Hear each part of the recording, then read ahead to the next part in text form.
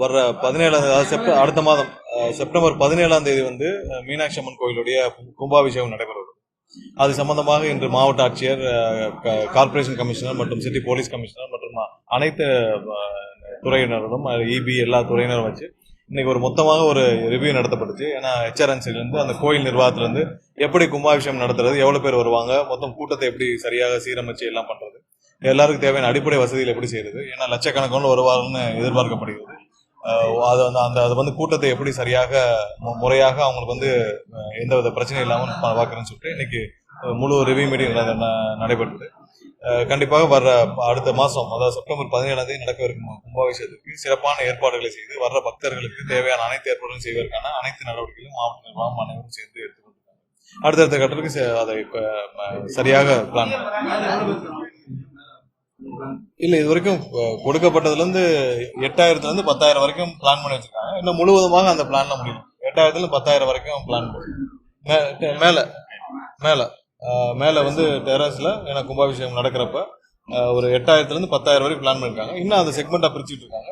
மற்ற தெருக்கள்ல எப்படி வந்து கூட்டத்தை வழி நடத்துறது, எப்படி கூட்டம் வந்து வெளியே போறது, உள்ள எவ்வளவு பேர் அனுமதிக்கிறது, எப்படி வந்து எக்ஸிட் பாயிண்ட் பண்றது, எல்லாத்துக்கும் சேஃப்டி அண்ட் ப்ரொடெக்ஷன் வேணும், எல்லாத்துக்கும் சிசிடிவி எப்படி கொண்டு வருது, எல்லா இடத்துல தண்ணீர்கள் அடிப்படை வசதிகள் செய்யப்பட வேண்டும், கார்பரேஷன் டெம்பரரி டாய்லெட்ஸ் அலைன் பண்ணணும். ஸோ இது மாதிரி அனைத்து அடிப்படை வசதிகள் கொடுத்தும் ஒரு ரிவ்யூ நடக்க வாய்ப்பட்டது. ஸோ சிறப்பாக ஏற்பாடுகள் இது வரைக்கும் வந்து எல்லா விதத்திலும் திட்டமிட்டு நான் செஞ்சுட்டு வராங்க. இன்னொரு ஒரு வாரத்தில் கம்ப்ளீட் பிளான் வந்து வெளியிடப்பட்டு எல்லாமே வந்து எல்லா பப்ளிக்கும் முன்னாடியே பப்ளிஷ் பண்ணப்பட்டு கியூஆர் கோடு மூலம் வர்றவங்களுக்கும் கியூஆர் கோடு மூலமாக ப்ராப்பராக வந்து ஹோலோகிராம்லாம் போட்டே வந்து அவங்களுக்கு என்ட்ரி பாஸ் கொடுத்து எந்த வித தவறும் நடக்காமல் பார்க்கிங்கும் நமக்கு தேவைப்படும். கிட்டத்தட்ட 8000 வெஹிக்கிளாக வரும் பார்க்கிங்க்கு. அதுபோல் சுற்றி இருக்கிற வீடுகள்லாம் இருக்குது. அந்த வீடுகள்லையும் மேலே நிறைய பேர் ஏறி நின்றுருப்பாங்க. அந்த வீடோட ஸ்டெபிலிட்டி எப்படி இருக்குன்னு பார்க்கணும். நிறைய பேர் வந்து கூட்டங்கள் வந்து அந்த வீடுகளில் மேலே ஏறி பார்க்குறேன்னு பார்த்துருக்கூடாது. ஸோ அது மாதிரி எல்லாத்தையும் வந்து இன்னைக்கு ஆலோசிக்கப்பட்டது. ஒவ்வொரு விதத்துலையும் வந்து அனைத்து துறையினரும் அது குறித்து, ஏன்னா இபிலேருந்து எல்லா துறையினரும் குறித்து விசாரிக்கப்பட்டு எல்லா இடத்துலையும் நிறைய இடத்துல எல்இடி டிவி வச்சு திரையில வர முடியாதவர்கள் பார்க்க இருக்கும். மற்ற இடங்கள்ல எல்இடி திரையை வைக்கிறது எல்லாருக்கும் ஆலோசனை நடக்கும்.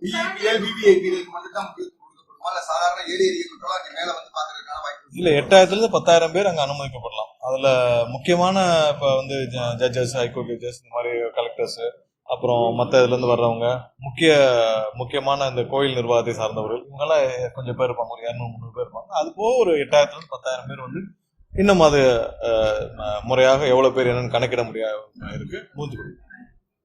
இல்ல, அது குறித்து இதுவரைக்கும் எந்த முடிவு எடுக்கப்படவில்லை. ஆனா இப்ப அதுக்கு சாத்தியக்கூறுகள் ஏன்னா அது வந்து அந்த சமயத்துல வேற சில ப்ரோக்ராமும் ஷெட்யூல் ஆகிருக்கு. ஏன்னா ஏற்கனவே கூட்டம் அதிகமா இருக்கிற இடத்துல முதல்வரும் வருவது இன்னும் கூட்டத்தை அதிகரிக்கும். ஸோ அதனால அதுக்கான சாத்தியக்கூறுகள் இப்போ வரைக்கும் இல்லை.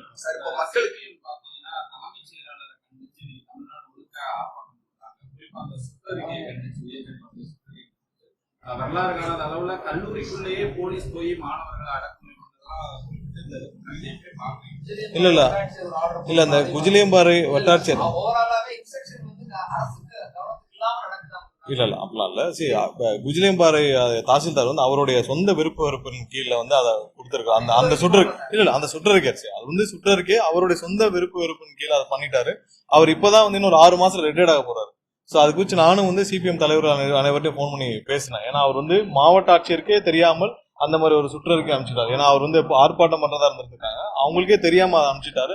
உடனே திரும்ப பெறப்பட்டு அவரும் இடமாற்றம் பண்ணப்பட்டு அவருக்கு அது குறித்து அவர் மீதும் தேவையான நடவடிக்கைகளும் எடுக்கும் பரிந்துரைக்கப்பட்டுள்ளது. மற்றதும் அதே மாதிரி தான். சரி, அது வந்து அரசாங்கத்திற்கு எந்தவித இந்த மாதிரியான இதுவும் இல்லை. ஒரு சில பேர் வந்து அது தவறாக அந்த மாதிரி அனுப்புறாங்க.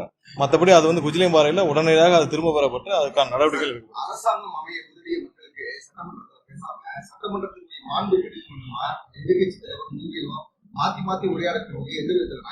இல்ல சட்டசபை விவகாரம் இல்ல மானிய கோரிக்கைகள் என்ன பேச வேண்டியமோ அதெல்லாம் பார்த்து சட்டசபையோட நீங்க 2 மணிக்கு முடிய வேண்டிய சட்டசபை வந்து 6 மணி 7 மணி ஆகும்.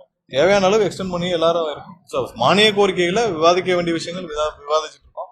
மற்றபடி எல்லாருக்கும் கொடுக்க வேண்டிய ஸ்பேஸ் முந்தைய காலகட்டங்களோட அதிகமா தான் இன்னைக்கு சபாநாயகர் அதை வந்து எதிர்கட்சிகளும் பெருசா பாராட்டிருக்காங்க. எதிர்கட்சிகள் என்ன சொல்லியிருக்காங்க, முன்னால 5 நிமிஷம் 2 நிமிஷம் 3 நிமிஷம் தான் மானிய கோரிக்கை விவாதத்துல எல்லாத்துக்கும் பேசுறதுக்கு வாய்ப்புகள் கொடுக்கப்பட்டுச்சு. இப்ப 15 நிமிஷம் 20 நிமிஷம் 35 நிமிஷம் 45 நிமிஷம்லாம் எதிர்கட்சியுடைய திரு ஏவாவில் எல்லாம் பேசுறாங்க. அது மாதிரி எல்லாருக்கும் தேவையான வாய்ப்புகள் கொடுக்கப்படும்.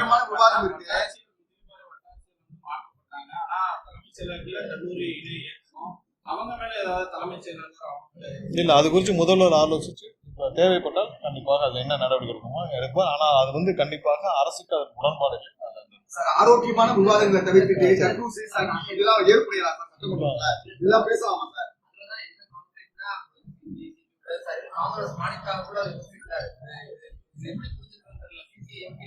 இல்ல குஜிலியம் பாறை விஷயத்துல அது வந்து உடனடியாக அது சொல்லியாச்சு. கல்லூரி விஷயத்துல என்னன்னா இது இன்னும் வந்து கவர்னருடைய மேற்பார்வையில் நடந்துட்டு இருக்கு.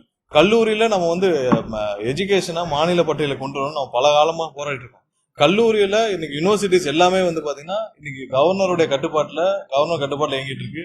அதுல பல சிக்கல்கள் இருக்கு. நிறைய இடத்துல இன்னொரு ஜனவரி மாசம் வந்துச்சுன்னா நமக்கு எந்த யூனிவர்சிட்டிலுமே வைஸ் சான்சலர் இருக்க மாட்டாங்க. ஸோ அதுக்கு நிறைய முயற்சிகள் எடுக்கப்பட்டிருக்கு. எல்லாம் சீரமைக்கிறதுக்கான நிறைய முயற்சிகள். ஏன்னா எல்லா டெம்பரரி ஸ்டாஃப்ஸ் எந்த அட்மினிஸ்ட்ரேட்டிவ் லெவலில் எந்த ஸ்டாஃப்ஸும் ஃபில் பண்ண முடியாத சூழ்நிலை. நிறைய விஷயத்துல இன்னைக்கு கான்வெகேஷன் நடக்கல, சர்டிபிகேட் கொடுக்க முடியல, நிறைய குளறுபடிகள் நிறைய விஷயங்கள் இருக்குது. கண்டிப்பா அதை வந்து மாநில பட்டியலில் கொண்டு வரணும் தான். அப்பதான் நமக்கான முழு கட்டுப்பாடு இருக்கும்.